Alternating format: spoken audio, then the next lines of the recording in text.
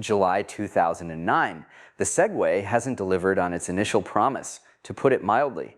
There are several reasons why, but one is people don't want to be seen riding them. Someone riding a Segway looks like a dork. My friend Trevor Blackwell built his own Segway, which we called the Segwell. He also built a one-wheeled version of the unicycle, which looks exactly like a regular unicycle till you realize the rider isn't pedaling. He has ridden them both to downtown Mountain View to get coffee. When he rides the unicycle, people smile at him.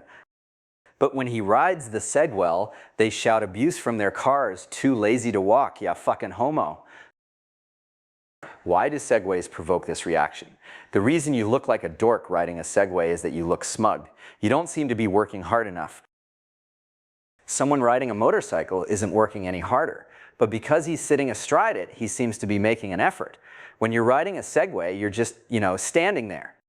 And someone who's being whisked along while seeming to do no work, someone in a sedan chair, for example, can't help but look smug. Try this thought experiment and it becomes clear. Imagine something that worked like the Segway, but that you rode with one foot in front of the other, like a skateboard.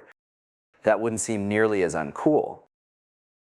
So there may be a way to capture more of the market Segway hope to reach, make a version that doesn't look so easy for the rider. It would also be helpful if the styling was in the tradition of skateboards or bicycles rather than medical devices.